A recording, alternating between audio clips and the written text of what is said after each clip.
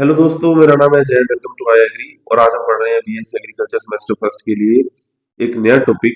और ये टॉपिक है एग्रोनॉमी का, जिसका नाम है फर्टिलाइजर्स और integrated nutrient management and nutrient use efficiency. ठीक है, तो ये तीन तीन बातें हम पढ़ेंगे आज। तो सबसे पहले स्टार्ट करते हैं फर्टिलाइजर से। फर्टिलाइजर क्या होता है? फर्टिलाइजर मैंने आपको पिछली वीडियो में बताया था कि उर्वरक जो फर्टिलाइजर है और मैन्योर जो खाद है, इन दोनों में बड़ा डिफरेंस होता है। जो मैन्योर होती है वो आपकी ऑर्गेनिक होती है, मतलब कार्बनिक होती है, और जो फर्टिलाइजर होते हैं वो अकार्बनिक होते हैं। इन्हें इंडस्ट्रीज मतलब उद्योगों में तैयार किया जाता है। अब बात करते हैं फर्टिलाइजर की। फर्टिलाइजर उर्वरक एक अजैविक पदार्थ है जो पौधों को पोषक तत्व प्रदान करता है। और हाँ, एक बात और, फर्टिलाइजर ये डायरेक्ट न्यूट्रिएंट्स प्रोवाइड करता है पौधों को। जबकि जो कहते हैं कि जो खाद वगैरह होती है, मैन्योर होती है, ये न्यूट्रिएंट तो धीरे धीरे प्रोवाइड कराती है, लेकिन ये मिट्टी की भौतिक दशा उसको भी सुधारती है। फिजिकल प्रॉपर्टी जिसकी बात करें उसको भी अच्छा करती है, कार्बनिक पदार्थ बढ़ाती है। लेकिन ऐसा कुछ फर्टिलाइजर नहीं करता, ये बस ये डायरेक्ट न्यूट्रिएंट प्रोवाइड कराता है। इंग्लिश वालों के लिए, fertiliser is an inorganic substance that supplies one or more plant nutrient. एक या एक से ज्यादा न्यूट्रिएंट देने की मतलब जो देता है वो होता है फर्टिलाइजर। ठीक है, क्लासिफिकेशन ऑफ फर्टिलाइजर, उर्वरकों का वर्गीकरण बात करें। अब वर्गीकरण मैं आपको थोड़ा डिटेल से बता देता हूँ। जैसे नाइट्रोजन फर्टिलाइजर जो होते हैं, ये चार तरह के होते हैं। एक तो होता है नाइट्रेट, एक होता है अमोनिकल हाँ, अमोनियम नाइट्रेट, अमोनियम और अमोनियम नाइट्रेट। थोड़ी सी दिक्कत आ रही है क्या? एक सेकंड। अमोनियम नाइट्रेट और एक होता है अमाइड एमाइड। ठीक है, तो नाइट्रेट में आपको एग्जांपल देखने को मिलता है, जैसे कि पोटेशियम नाइट्रेट, सोडियम नाइट्रेट और कैल्शियम नाइट्रेट। ये सब नाइट्रेट के होते हैं। ये नाइट्रोजन के कौन से नाइट्रेट वाले होते हैं। अमोनियम में आपको देखने को मिलता है ammonium sulphate, ammonium chloride, anhydrous, ammonium anhydrous, इस तरह के। ठीक है, अमोनियम नाइट्रेट में आपको अमोनियम नाइट्रेट देखने को मिलता है। एक तो कैल्शियम अमोनियम नाइट्रेट देखने को मिलता है, कैन जिसे किसान खाद बोलते हैं, एग्जाम्पल। जैसे अमोनियम सल्फेट नाइट्रेट देखने को मिलता है। इस तरह के एग्जाम्पल्स आपको अमोनियम नाइट्रेट में देखने को मिलते हैं। एमाइड में आपके यूरिया और कैल्शियम साइनाइड, ये चीजें आपको एमाइड के एग्जाम्पल्स देखने को मिलती है। कभी कभी यहाँ से क्वेश्चन आ जाते हैं, यूरिया एक एमाइड नाइट्रोजन फर्टिलाइजर है। ठीक है जी। अब फॉस्फोरस की बात करें तो फॉस्फोरस भी तीन तरह के होते हैं, तीन टाइप में डिवाइड किए गए हैं। एक जो वाटर सोल्यूबल है, जल में घुलनशील। एक है जो सिट्रिक एसिड सोल्यूबल है, citric acid soluble, citric acid में घुलनशील। और एक है जो water and citric acid insoluble, दोनों में ही है घुलनशील। तो वाटर सोल्यूबल के एग्जांपल यहाँ पे ये है एसएसपी, डीएपी, एमएपी, जितने भी आपको ऐसे देखने को मिलते हैं, डीएसपी, टीएसपी, ये सारे वाटर सोल्यूबल के एग्जांपल है। सिट्रिक एसिड सोल्यूबल के आपको बात बताता हूँ, पहले इनसोल्यूबल के बताता हूँ। इनसोल्यूबल में रोक फॉस्फेट आपका मेन, और स्टीम बोन मील, ये भी इसका सिट्रिक एसिड और वाटर इनसोल्यूबल का। और बाकी जो बच गए डाई कैल्शियम, जैसे फॉस्फेट, डाई कैल्शियम फॉस्फेट हो गया, थॉमस या बेसिक स्लैग बोलते हैं जिसे, वो हो गया, बोन मील हो गया, वो सारे के सारे सिट्रिक एसिड सोल्यूबल के एग्जांपल्स हैं। अब पोटाशियम न्यूट्रिएंट की बात करें तो ये दो तरह के होते हैं। ये होते हैं एक तो क्लोराइड क्लोराइड या क्लोरीन के साथ, मतलब विद क्लोराइड या क्लोरीन। और एक दूसरा होता है विदाउट क्लोराइड या क्लोरीन। विद क्लोराइड या क्लोरीन की वाला एग्जांपल है केसीएल, जिसे आप एमओपी के नाम से भी जानते हो, केसीएल। और एसओपी है आपका विदाउट क्लोराइड या क्लोरीन, जिसे आप बोलते हो K2SO4। एक आता है KNO3 पोटेशियम नाइट्रेट, ये भी आपका विदाउट क्लोराइड या क्लोरीन। ठीक है जी, इस तरीके से ये आपने पढ़ा अभी क्लासिफिकेशन ऑफ फर्टिलाइजर। ये तीन तरह के आपको एनपीके के मैंने फर्टिलाइजर के बारे में थोड़ा बता दिया। अब कुछ टर्मिनोलॉजी है फर्टिलाइजर की, जैसे कि स्टेट फर्टिलाइजर। स्टेट फर्टिलाइजर वो फर्टिलाइजर है सॉरी, स्टेट फर्टिलाइजर वो फर्टिलाइजर है जिसके अंदर आपको एनपीके तीनों में से एक कोई भी क्या देखने को मिलेगा, प्राइमरी न्यूट्रिएंट देखने को मिलेगा। एक वो होता है स्टेट फर्टिलाइजर, जैसे कि यूरिया एग्जांपल, इसके अंदर एनपीके में से आपको एक स्टेट फर्टिलाइजर देखने को मिलता है या एक न्यूट्रिएंट देखने को मिल रहा है। एसएसपी में आपको क्या देखने को मिल रहा है, प्राइमरी न्यूट्रिएंट एक देखने को मिलेगा, एनपीके में से फोस्फोरस आपको देखने को मिलेगा। ठीक है। कॉम्प्लेक्स कॉम्प्लेक्स फर्टिलाइजर, ऐसे फर्टिलाइजर जिसमें दो या दो से अधिक प्राइमरी न्यूट्रिएंट्स, ठीक है, आपको देखने को मिलते हैं। मतलब एनपीके में से दो या दोनों से अधिक, या तो तीनों या दो तो एटलीस्ट आपको देखने को मिलेंगे। ठीक है। कौन कौन से हैं? कैल्शियम अमोनियम नाइट्रेट की बात कर सकते हैं? नहीं, कैल्शियम अमोनियम डीएपी की बात कर सकते हैं। डाई अमोनियम फोस्फेट की बात कर सकते हैं, ये एग्जाम्पल है। Di ammonium phosphate, ammonium phosphate मतलब अमोनियम में नाइट्रोजन और फोस्फेट में आपको फोस्फोरस देखने को मिलता है, डाई अमोनियम फोस्फेट। और अमोनियम फोस्फोरस, अमोनियम फोस्फेट की बात कर सकते हैं, इसमें भी अमोनियम से नाइट्रोजन और फोस्फोरस से आपको ये देखने को मिलेगा फोस्फोरस। और एमएपी की बात कर सकते हैं, mono ammonium phosphate, mono ammonium phosphate, जिसके अंदर आपको अमोनियम से नाइट्रोजन और फोस्फेट से फोस्फोरस देखने को मिलेगा ऐसे। ठीक है। इसके अंदर दो क्या हो गए, दो प्राइमरी न्यूट्रिएंट आपको देखने को मिले एटलीस्ट। अब बात करते हैं मिक्स्ड फर्टिलाइजर। इसमें ऐसे है कि दो अलग अलग फर्टिलाइजर को आपस में मिक्स कर दिया, उसको बोल दिया मिक्स फर्टिलाइजर। इसके आपको एग्जांपल बड़ी अजीब देखने को मिलते हैं, जैसे IFFSO2, इस तरह का एग्जांपल आपको देखने को मिलते हैं मिक्स फर्टिलाइजर के अंदर। ये बिल्कुल अगर आपसे कभी पूछ भी लिया जाए ऑब्जेक्टिव टाइप क्वेश्चन में कि इनमें से कौन सा मिक्स्ड फर्टिलाइजर का एग्जांपल है, तो आप ये देखना कि डीएपी यूरिया नॉर्मल ऐसा नहीं होगा, ऐसे कोड से लिखे होंगे IFFSO अजीब सा, तो आप समझ जाना। ठीक है, कि वो मिक्स्ड फर्टिलाइजर की बात कर रहे हैं। फर्टिलाइजर रेशो क्या होता है? एनपीके का रेशो ही फर्टिलाइजर रेशो होता है। ठीक है, प्राइमरी न्यूट्रिएंट्स का रेशो जो आपके फर्टिलाइजर में अवेलेबल है, प्रोवाइडेड है, उसको ये फर्टिलाइजर रेशो बोलते हैं। फर्टिलाइजर ग्रेड, एनपीके की minimum minimum amount, minimum amount percentage amount या कह दो मिनिमम उनका रेशो जो होगा, उसको फर्टिलाइजर ग्रेड बोलते हैं। जैसे डीएपी के दो ग्रेड है, डीएपी की दो ग्रेड है, 18-46-0 और 16-48-0, ये दो ग्रेड है फर्टिलाइजर ग्रेड डीएपी के। लो एनालिसिस फर्टिलाइजर, फर्टिलाइजर लो एनालिसिस फर्टिलाइजर वो फर्टिलाइजर होते हैं जिनका एनपीके का टोटल जो जोड़ है वो 25% से कम है। जैसे आपने एसएसपी देखा, एसएसपी में एनपीके की बात करें तो इसमें फोस्फोरस ही है सिर्फ 16%, बाकी नाइट्रोजन जीरो है और पोटेशियम जीरो है।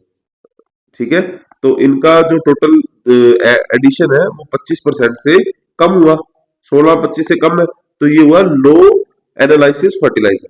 और हाई एनालिसिस फर्टिलाइजर जिनका जोड़ एनपीके का प्राइमरी न्यूट्रिएंट्स का जोड़ एडिशन है जो 25% से ज्यादा है, वो हाई एनालिसिस हो जाते हैं।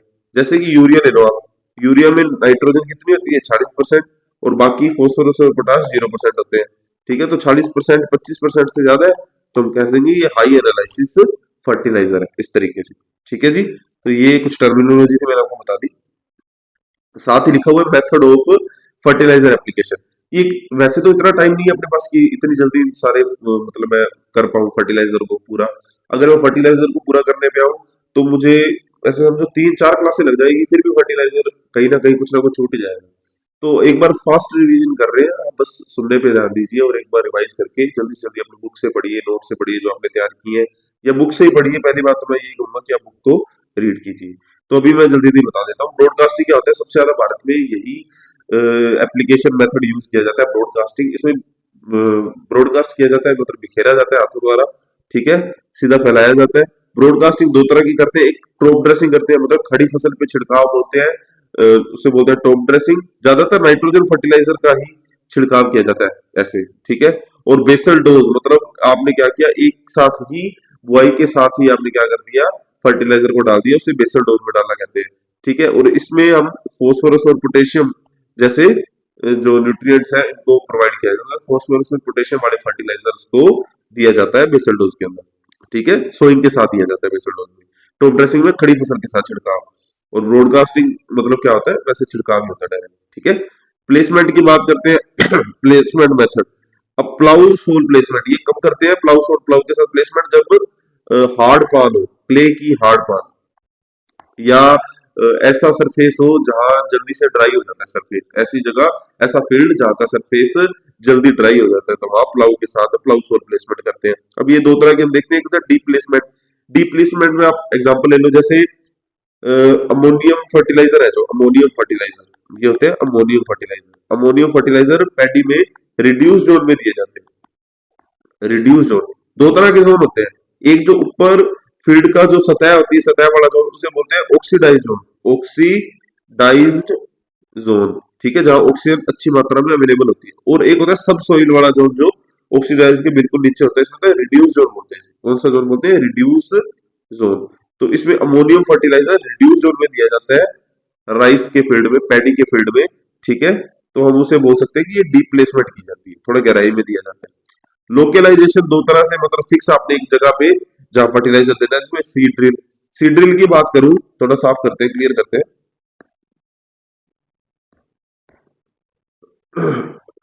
सीड ड्रिल की बात करते हैं। सीड ड्रिल की अगर मैं बात करूं, तो सीड ड्रिल में आप देखो कि सीड के साथ ही आपने क्या कर दिया, सीड ड्रिल वाली जो मशीन होती है, सीड ड्रिलिंग जिसे हम करते हैं, उसके साथ ही आपने क्या देना है, फर्टिलाइजर देना है, ठीक है। तो इसके लिए जो मशीन आती है उसका नाम होता है seed cum fertiliser machine. Seed cum fertiliser machine का यूज करके सीड के साथ ही आप क्या कर दोगे, फर्टिलाइजर डाल दोगे। सॉरी, अब इसमें फर्टिलाइजर को सीड के बिल्कुल नीचे रखा जाता है, फर्टिलाइजर को सीड के नीचे रखा जाता है। साइड ड्रेसिंग की बात करते हैं। साइड ड्रेसिंग मतलब पौधे के पास में, नियर नियर टू प्लांट, ठीक है। आप फर्टिलाइजर कहाँ डालोगे, नियर द प्लांट, प्लांट के नियर आप फर्टिलाइजर डाल देंगे, उसकी साइड में, ये साइड ड्रेसिंग हो गया। अब बैंड प्लेसमेंट क्या होता है, बैंड प्लेसमेंट दो तरह की होती है, या तो आप हिल पे डाल रहे हो, हिल पे, ठीक है, जैसे आपने देखा होगा फील्ड, इस तरीके से फील्ड देखा होगा आपने, तो फील्ड में ऐसे रो बनी होती है, ये हिल ऐसे, ठीक है, ये हिल होता है और ये रो होती है। तो हिल पे अगर आप हिल के पास, मतलब ऐसे कह दो कि नियर नियर द प्लांट, आप प्लांट के पास डाल रहे हो, हिल पे डाल रहे हो, तो उसे हिल प्लेसमेंट बोलते हैं। और रो के अंदर आप अगर फर्टिलाइजर डाल रहे हो, उसे रो प्लेसमेंट बोलते हैं, ठीक है। अभी तो क्विक रैपिड फायर में इतना ही डिटेल्स में जा सकता हूँ, ठीक है। तो आगे चलते हैं। आईएनएम क्या होता है, इंटीग्रेटेड न्यूट्रिएंट मैनेजमेंट, ठीक है।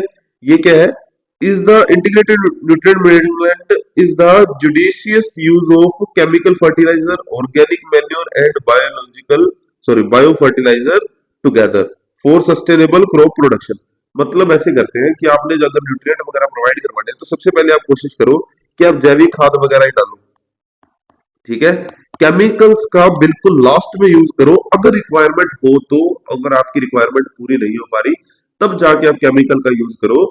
मतलब केमिकल का यूज आपने अगर करने का सोच रहे हैं तो बिल्कुल लास्ट में, सबसे पहले आप जैविक खाद वगैरह का यूज करके एनवायरमेंटल कंडीशंस को ध्यान में रखते हुए, एनवायरमेंट के बारे सोचते हुए, एक जिम्मेदार नागरिक की तरह आपने जैविक पदार्थों से ही न्यूट्रिएंट की मांग को पूरा करना है, ठीक है। इस चीज का आप ध्यान रखेंगे। उसके बाद अगर फिर भी आपकी न्यूट्रिएंट की मांग पूरी नहीं हो पा रही, तब आप जाके, जैसे कुछ माइक्रो न्यूट्रिएंट्स वगैरह से होते हैं जो हम पूरे नहीं कर सकते जैविक खाद वगैरह से, अगर हमारे पास नहीं है उसका इलाज, तो हम क्या करेंगे, कुछ माइक्रो न्यूट्रिएंट्स है, उनका फोलियर एप्लीकेशन वगैरह अंत में देखेंगे। सबसे पहले आप जैविक खाद का उपयोग करके ही न्यूट्रिएंट की मांग को पूरा करें। ये चीज है क्योंकि इसके अंदर हम एनवायरमेंटल फ्रेंडली ज्यादा रहते हैं, ठीक है। एनवायरमेंट को कम से कम नुकसान पहुंचा के किस तरह न्यूट्रिएंट की जो कमी है उसको पूरा किया जाता है, यही इंटीग्रेटेड न्यूट्रिएंट मैनेजमेंट के अंदर सिखाया जाता है, बताया जाता है कि आप रासायनिक उर्वरक, जैविक खाद, जैव उर्वरक, इनका संतुलित उपयोग करके न्यूट्रिएंट की मांग को पूरा करें, जिसके अंदर आप एक एनवायरमेंटल फ्रेंडली माइंडसेट जरूर रखें, ठीक है। ये होता है इंटीग्रेटेड न्यूट्रिएंट मैनेजमेंट। कंपोनेंट्स इसके कैसे हैं, कंपोनेंट्स वो सारे, फिर चाहे केमिकल फर्टिलाइजर है, ऑर्गेनिक है, बायो फर्टिलाइजर है, क्रॉप रेजिड्यूज है, ये सब इसके कंपोनेंट है, ठीक है। ऑब्जेक्टिव क्या रहता है, उद्देश्य क्या है, मेंटेन सोइल फर्टिलिटी। बिल्कुल, अगर आप सिर्फ फर्टिलाइजर पे डिपेंड रहोगे तो आप सोइल की फर्टिलिटी खो दोगे, क्योंकि वो किसी भी तरीके से न्यूट्रिएंट, बस वो न्यूट्रिएंट को ही पूरा करेगी, ठीक है, वो आपकी मिट्टी की भौतिक दशा को नहीं सुधारेगी, ठीक है, और एनवायरमेंटली वो ज्यादा बेनिफिट नहीं देगी। तो हमारा मेन ऑब्जेक्टिव होता है आईएनएम का, इंटीग्रेटेड न्यूट्रिएंट मैनेजमेंट का उद्देश्य है कि वो मृदा की उर्वरकता को बनाए रखे, रिड्यूस फर्टिलाइजर कॉस्ट, आपकी फर्टिलाइजर पे लगने वाली फर्टिलाइजर केमिकल्स कितने महंगे आते हैं, उसकी कॉस्ट को कम करे ताकि फार्मर को ज्यादा मुनाफा हो। इंप्रूव न्यूट्रिएंट अवेलेबिलिटी, पोषक तत्वों की उपलब्धता भी बढ़ेगी। इनडायरेक्टली तो इस तरीके से बढ़ेगी कि अगर आपने जैव उर्वरकों का उपयोग किया, आपने जैविक खाद वगैरह डाली, तो उससे क्या हुआ, मृदा की जो कंडीशन है, भौतिक दशा है, वो सुधरेगी, उससे न्यूट्रिएंट यूज एफिशिएंसी भी बढ़ेगी। सस्टेनेबल एग्रीकल्चर, जिसके अंदर आपने क्या किया, सस्टेनेबल एग्रीकल्चर मतलब पर्यावरण को आपने समझा, पर्यावरण को संभाला, और उसके मतलब उसको संभालने के लिए उसको इकोलॉजी मेंटेन किया आपने, सस्टेनेबिलिटी मेंटेन की, जिससे जिससे क्या हुआ, आपको बेनिफिट तो हुआ ही हुआ, साथ में पर्यावरण को भी आपने लाभ पहुंचाया, ठीक है, उसको नुकसान तो एटलीस्ट नहीं पहुंचाया, लाभ पहुंचाना तो अलग बात है, आपने उसको एटलीस्ट नुकसान नहीं पहुंचाया, ये चीज देखते हैं एनएम में। एडवांटेज इसके, बैलेंस न्यूट्रिएंट सप्लाई, अच्छा न्यूट्रिएंट सप्लाई होगा जब भौतिक दशा सुधरेगी मृदा की, वो लिखा भी हुआ है देखो, improve soil physical chemical and biological property. जैसे आप खाद वगैरह डालते हैं, मैन्योर डालते हैं, गोबर की खाद डालते हैं, तो मृदा की फिजिकल मतलब भौतिक, रासायनिक और बायोलॉजिकल जैविक तीनों जो प्रॉपर्टीज है, तीनों गुण है, उनमें सुधार करती है। हायर फर्टिलाइजर यूज एफिशिएंसी, इसी वजह से इन तीनों में सुधार होगा तो फर्टिलाइजर की यूज एफिशिएंसी भी अच्छी हो जाएगी। इको फ्रेंडली, पर्यावरण अनुकूल हो जाएगा काम, और लॉन्ग टर्म प्रोडक्टिविटी, दीर्घकालीन उत्पादन भी आपको देखने को मिलेगा। जैसे ही सोइल की फर्टिलिटी अच्छी होगी तो उत्पादन भी अच्छा होगा, ठीक है। ज्यादा इनका केमिकल्स का यूज करने से भूमि बंजर तक हो जाती है, तो इनका कम ही उपयोग करना चाहिए। अब करते हैं न्यूट्रिएंट यूज एफिशिएंसी की बात। न्यूट्रिएंट यूज एफिशिएंसी के बारे में बात करते हैं, उससे पहले मैं आपको कुछ टर्म्स बताना चाहता हूँ, ठीक है, वो टर्म्स मेरे अभी माइंड में आ गई तो बता ही देता हूँ। आपने सुना है एलसीसी, एलसीसी का मतलब होता है लीफ कलर चार्ट, ठीक है। लीफ कलर चार्ट क्या होता है, स्टैंडिंग क्रॉप में आपको जब नाइट्रोजन की मात्रा को चेक करना होता है, ठीक है, सपोज किसी न्यूट्रिएंट की मात्रा को चेक करना होता है खड़ी फसल में, तो आप लीफ कलर चार्ट से चेक करते हैं। जैसे कि मानो आपके पास एक कलर चार्ट है, ठीक है, इसके अंदर यहाँ कलर दिया हुआ है और यहाँ पे एक खाली कटआउट है, ठीक है, यहाँ एक खाली कटआउट है। अब सपोज की कलर कैसा भरा हुआ है, मैं आपको कलर दिखाता हूँ, सपोज ग्रीन कलर ही लेते हैं, ओके, तो यहाँ पे जैसे ग्रीन कलर भरा हुआ है और यहाँ कटआउट है। जैसे ही मैं इसको लीफ पे लेके जाऊंगा, अगर तो लीफ पे ये सेम ग्रीन ग्रीन कलर आएगा, शो करेगा मुझे यहाँ पे कटआउट में, तो मतलब उसमें नाइट्रोजन की मात्रा पूरी है, मुझे अंदाजा लग जाएगा क्योंकि वो ग्रीन कलर शो करता है, ठीक है। अगर यहाँ पे ग्रीन कलर ना होके कैसा कलर होता, येलो होता पत्ती का रंग, और मुझे यहाँ पे कटआउट में येलो दिखता, जो इस ग्रीन कलर के साथ मैच नहीं करता, तो मैं समझ जाता कि कितना वो येलो जा रहा है, किस येलो साइड कितनी जा रही है, तो मुझे अंदाजा लग जाता है इस कलर के साथ मैच नहीं कर रहा, मतलब नाइट्रोजन की कमी हुई है। तो लीफ कलर चार्ट खड़ी फसलों में न्यूट्रिएंट की कमी पता लगाने के लिए यूज किया जाता है, ठीक है, इसे बोलते हैं लीफ कलर चार्ट। अब बात करते हैं लीफ कलर चार्ट, सबसे पहले नाइट्रोजन के लिए ही उपयोग हुआ था, नाइट्रोजन को खड़ी फसलों में नाइट्रोजन को चेक करने के लिए, ठीक है। और उसके बाद एक दो टर्म मुझे और याद आ रही है, फर्टिगेशन, फर्टिगेशन, कैमिगेशन, हर्बिगेशन, ये बताता हूं, फिर हम चलते हैं न्यूट्रिएंट यूज एफिशिएंसी में। फर्टिगेशन, फर्टिलाइजर प्लस इरिगेशन, ठीक है, कहने का मतलब इरिगेशन के साथ आपने फर्टिलाइजर दे दिया, इरिगेशन के साथ फर्टिलाइजर देना, सिंचाई के साथ उर्वरकों को देना ही बोलते हैं फर्टिगेशन। ज्यादातर कौन से न्यूट्रिएंट दिए जाते हैं, हम बात कर सकते हैं इरिगेशन के साथ नाइट्रोजन को दिया जा सकता है, नाइट्रोजन अच्छा देना, ठीक है। और कह सकते हैं कि कौन सी विधि सबसे अच्छी है सिंचाई की, तो ड्रिप, बूंद बूंद, बूंद बूंद जो इरिगेशन मेथड है, ये आपका सबसे अच्छा है फर्टिगेशन के लिए। कैमिगेशन, ये दो शब्द कौन कौन से, केमिकल प्लस इरिगेशन, मतलब केमिकल्स को इरिगेशन सिंचाई के साथ देना, इसे बोलते हैं कैमिगेशन।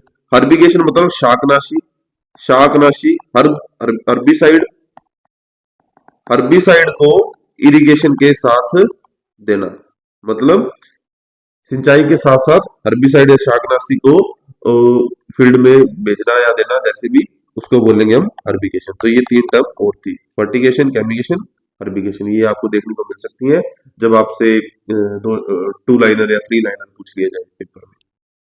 अब बात करते हैं न्यूट्रिएंट यूज एफिशिएंसी की। Ability of a crop to recover and utilise applied nutrient efficiency. Suppose जैसे आपने 100% न्यूट्रिएंट डाल दिया, ठीक है, तो उसमें से उसको आपने 100% न्यूट्रिएंट तैयार किया, एक आपने उर्वरक तैयार किया 100%, आपने 100% उर्वरक डाल दिया। अब उसके अंदर पौधा उस उर्वरक का कितना उस न्यूट्रिएंट का जो उसके अंदर प्रोवाइडेड है, जैसे हम बात करते हैं एक यूरिया के गट्टे में 40% न्यूट्रिएंट में नाइट्रोजन है, 40% नाइट्रोजन है। जैसे ही आपने नाइट्रोजन को पूरी की पूरी नाइट्रोजन डाल दी आपने आपके फील्ड में, और पौधा उसमें से 100%, अगर मान लो ये 100% है, इस 100% में से सिर्फ 70% उपयोग कर पाया, 70% उपयोग कर पाया, और बाकी 30% क्या हो गई, उसकी हानि हो गई, वेस्ट हो गया वो।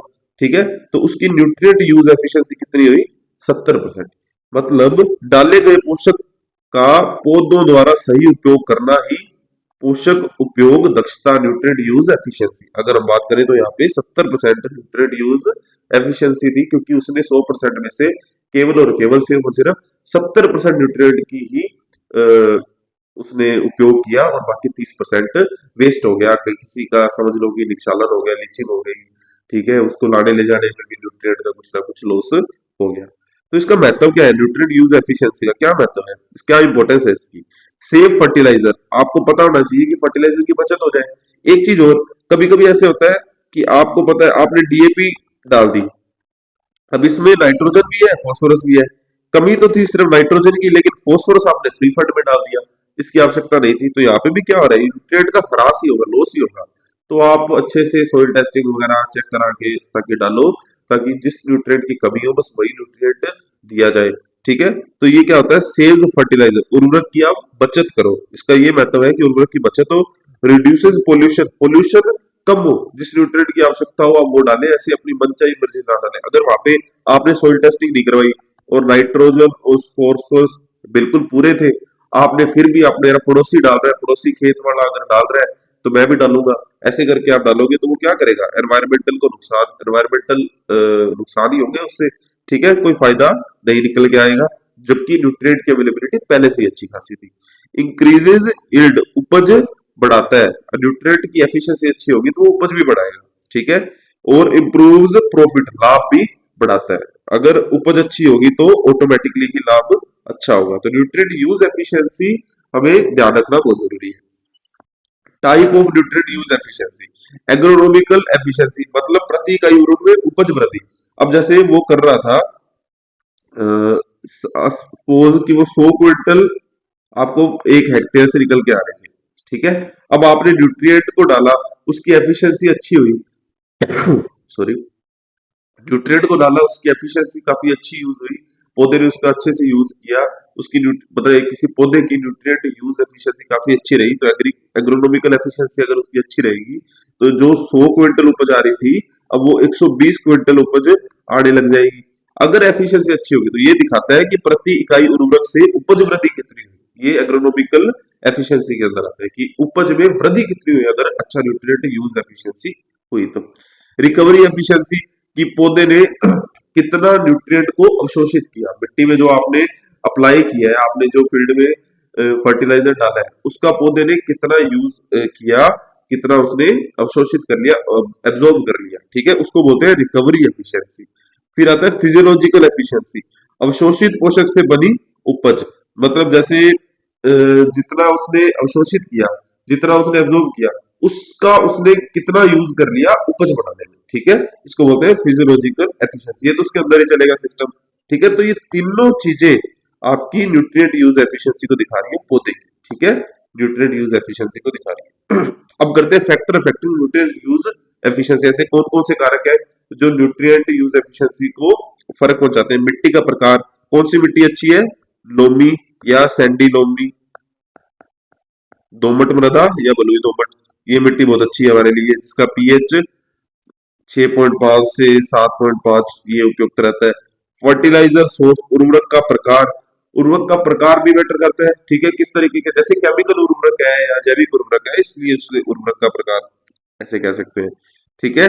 और टाइम, जैविक उर्वरक हो गया, टाइम ऑफ एप्लीकेशन, समय, हाँ किस समय आप एप्लीकेशन कर रहे हो वो भी, जैसे नाइट्रोजन को टुकड़ों में दिया जाता है, स्प्लिट डोज के अंदर दिया जाता है, और फोस्फोरस और पोटेशियम को बेसल डोज के अंदर दिया जाता है, मतलब बुआई के समय ही दे दिया जाता है, नाइट्रोजन को टुकड़ों में आधा, जैसे बुआई के समय, जैसे एफवाईएम के बारे में आपने सुना है, एफवाईएम डालते हैं तो बुआई से 1 महीने पहले डाल दिया, उसके बाद फिर हम खड़ी फसलों में भी छिड़काव करते हैं, फोलियर स्प्रे के अंदर भी नाइट्रोजन का छिड़काव किया जाता है, माइक्रो न्यूट्रिएंट्स का छिड़काव किया जाता है, इस तरीके से टाइम ऑफ एप्लीकेशन मैटर करता है, सारा का सारा एक साथ भी नहीं डालना होता, कुछ फर्टिलाइजर को कुछ न्यूट्रिएंट्स को प्रोवाइड नहीं करवाना होता।